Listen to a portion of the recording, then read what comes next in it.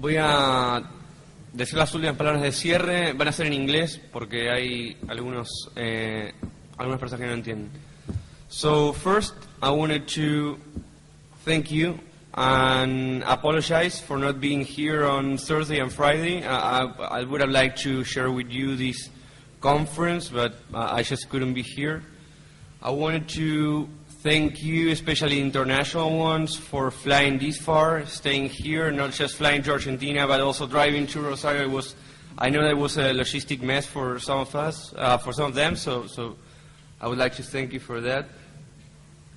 And, well, 3 years ago, Federico and I were thinking about this conference. We were sitting in a bar saying, what can we do to bring people to talk about the Austrian School of Economics? And this started just pretty much like a draft of project. I remember a couple months after that, meeting with Ricardo Rojas and the people at the Hayek Foundation. I remember that I never met Ricardo, and we said, we have this project and we need money. And actually, he bought the project, and he said this is a good thing.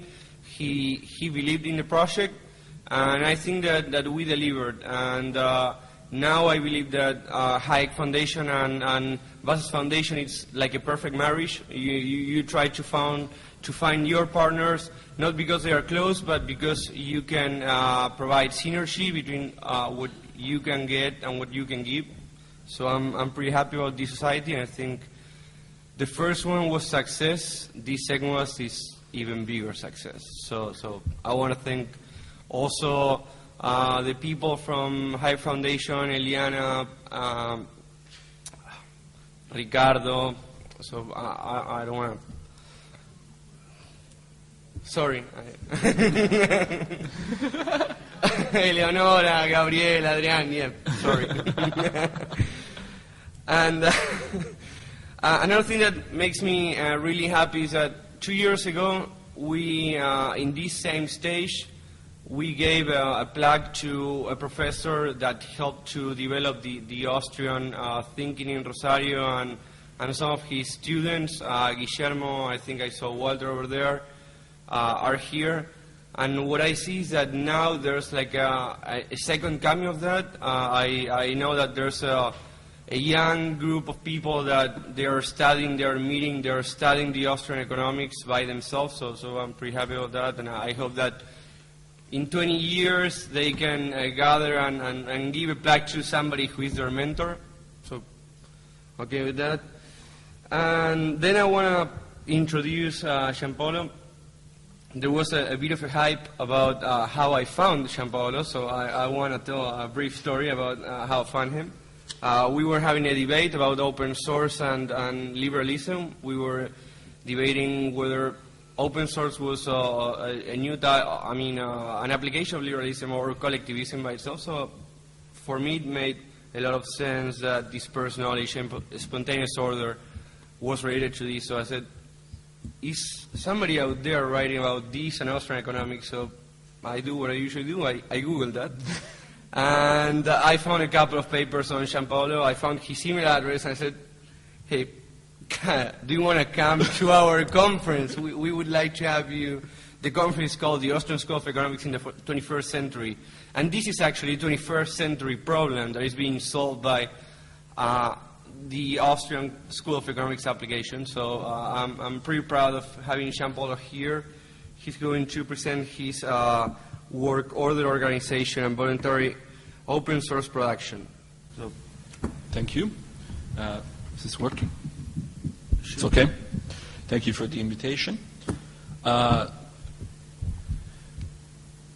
Let me just start by saying that this is actually a lecture and not a paper. It's actually collects ideas from two papers and introduces, actually for the first time publicly, an idea that I had a long time ago, but I haven't yet developed. But I think this would have been the perfect audience to test it on. And my first ideas were about, like we just heard about, how, in what way we can characterize open source software production as a spontaneous order. I never actually developed a full-blown theory of that because I thought it was the most complicated thing to do. after several years of study and several contributions, I'm willing to put out this idea on the floor and see what happens. So that's actually the most preliminary. The Austrian part is actually the most preliminary part of this talk. Okay. The more mature ideas of this talk refer to two aspects of open source software production. The first aspect is how do we characterize the nature of open source software production of the voluntary type? And in fact, what I mean by this, what is the distinguishing essence of the organization of open source software production, in particular the voluntary type?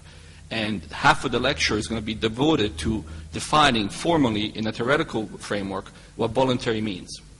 Okay, because open source software production, everybody thinks it's a direct example or a modern example of a spontaneous order in practice. But actually things are a bit more complicated than that. You can't just apply Hayekian ideas to that.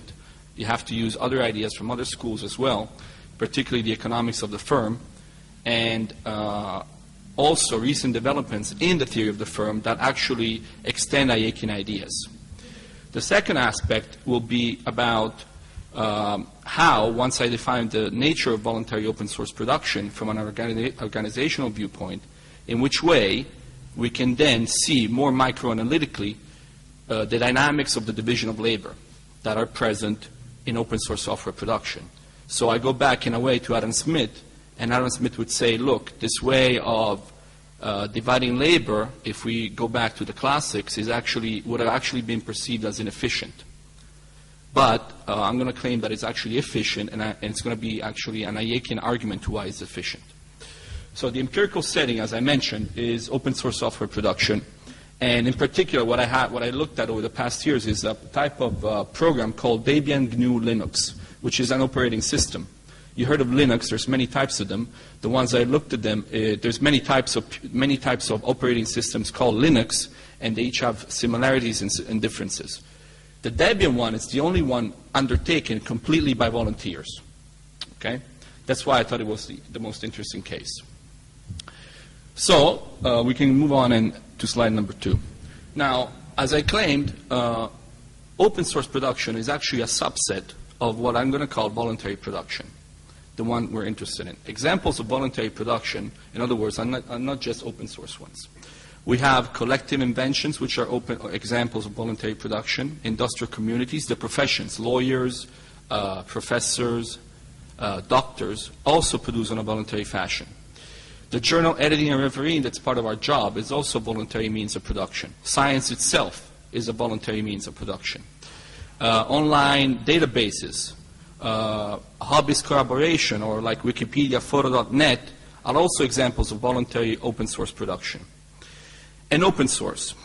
Open source refers specifically to a type of software that is produced by volunteers, mostly, and the characteristic is that practically if you contribute to an open source project, you do so spontaneously, nobody tells you what to work on, your contribution is self-selected, but once you contribute to an open source project, your obligation is to put it back where you got the program, you put it back on the site, for example, where you got it, with your modification, so that everybody else can use it.